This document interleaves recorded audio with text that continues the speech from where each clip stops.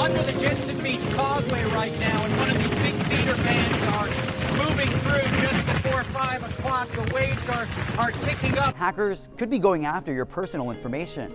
Threads runs through Instagram, which of course is part of Facebook's Meta, which has had its history of data breaches. It's car after car here. Like you said, inflation is what's likely bringing this. Supporters tonight, of course, very upset. As you can see, there's still a small crowd behind me calling the indictment a witch hunt. To give you some perspective, this right here is about how big an 8x8 structure would have been, and the child was kept confined inside of this area when he wasn't at school. With this new law, there's basically no difference between driving a golf cart and driving a car. You need all the same safety features like your turning signals and a rearview mirror. What is an evening at the fair without being on the Ferris wheel? You know, they had the opening just less than 24 hours ago. Give it a nice dunk. On the glaze side, right? On the glaze side. I'm learning, see, Chris? A little signature twist. The soft body armor is built to withstand small ammunition fire and shrapnel, but it's also fitted with rifle plates to help with high velocity rounds. A Martin County deputy told me that they were actually sitting on the side of the road, keeping an eye on things, mile marker 105, when they see a guy drive across 3 lanes of traffic. Police say that the gun was inside of a backpack and the teens were passing it around in an attempt to hide it from law enforcement. These parking stumps are named after those who have lost their lives to police brutality. And just unveiled today, a parking stump named after Tyree Nichols.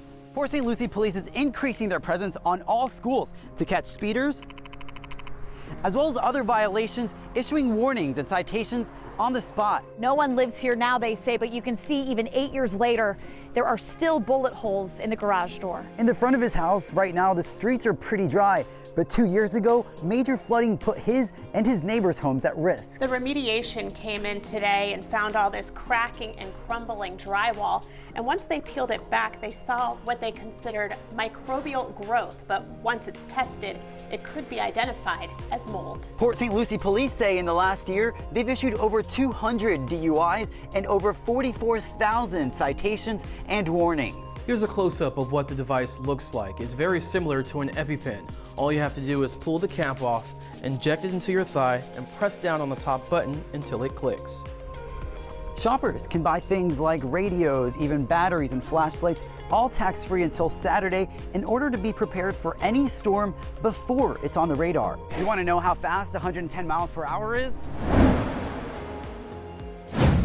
That's the length of a football field in under 2 seconds. Messi bringing worldwide attention to South Florida, and now his next goal may be a home in Palm Beach County. Folks like Matthew, they work out around 5 to 6 days a week. Not only 5 to 6 days a week, but sometimes even twice a day. And I was told that some of these folks, they even burn around 700 calories a workout. Yeah, baby. Yeah, feel the burn. So far this year, the Department of Children and Families say that 44 children have drowned in Florida. So, St. Lucie County is offering more pay and incentives to get lifeguards in their chairs to prevent any drownings. Barbie fans dressed like their favorite doll, and Oppenheimer fans mostly in black, calling the double movie debut Barbenheimer. Yeah, got my ticket. I know what I would do with the money. With that kind of money, I could buy a gazillion Jaguar F-Types. Or I could buy a boat. I'm the king of the world! At St. Bernadette's Catholic Church in Port St. Lucie, bagpipes set a somber tone with an honor guard and a 21-gun salute. Among the tributes to local fallen officers and their families. We want to keep the flame burning, and we want them to know that we don't want to forget the sacrifices they made. St. Lucie County Chaplain David Thompson has led this annual service for 17 years and says he knew personally many of the 15 lives lost who served in St. Lucie County. Sergeant Mann gave me a ticket once, so I remembered him. He was just doing his job, so we got to know Steve. And then, of course, Joe, I trained in the police academy back in 1981 when he was a cadet.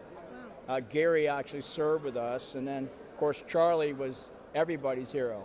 8 law enforcement officers remembered from St. Lucie County, 4 from Fort Pierce, 2 from Port St. Lucie, and 1 FHP trooper, Joseph Bullock, who, while killed in Martin County, long served St. Lucie County too. Trooper Joseph Bullock's death now bringing FHP into this ceremony for the first time. Lieutenant Nicholas Huckabee was asked to read his name, hoping it touches his family. I just want them to know they're still Florida Highway Patrol family. We love and honor them, and they're one of us as far as we're concerned. It was also the first-year officer Stephen Brown from Port St. Lucie was remembered here, passing in 2019 from a heart attack after a police athletic league camp. Chaplain Thompson said while it's tough to see new names, he also sees old families continue to come to the service, reassuring him they feel the gratitude he works each year to make sure they feel. I was so surprised to see Sheriff Carlton's family here. That was over 100 years ago, but members of the family showed up.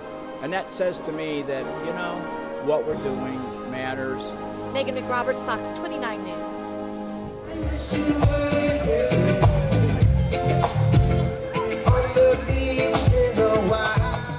It's the Sunfest finale, an exciting end to the festival's 3-day run. I came to see 311. And I came to check out Ziggy Marley. The Killers. Just saw all-time lows, so middle school me is thriving. Let's go!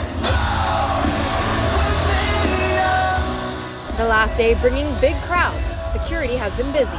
There's a lot of police officers. I like seeing all the security and police personnel around. That makes us feel safe and secure. But just last night, West Palm Beach police say they arrested 2 women with 5 stolen iPhones, more than $1,800 in cash, debit and credit cards, just to name a few, all taken from people enjoying the shows. We were fortunate that we got them. We got them pretty quickly. Police arrested the 2 women as the festival goers applauded. While the concert goers are watching the concert, these cell phone thieves are watching the concert goers, and our officers are watching for the thieves. Police say the 2 women refused to give them their names or identify themselves and kept speaking Spanish, refusing arrest. One made her first appearance in court this morning. Bond set at 3,000, 3,000, 3,000, 3,000, and 1,000. Police believe these 2 women are part of an organized ring, and there may be more suspects and more victims. This probably isn't the first time they've done this. They think they're slick, but guess what? We got them, we're holding them, and we're going to get to the bottom of the story. It's just another reminder to not let your guard down and keep an eye out on all your belongings. It's all part of their mission to keep everyone safe at Sunfest. In West Palm Beach, I'm Brianna Nussbaugh, WPTV News Channel 5.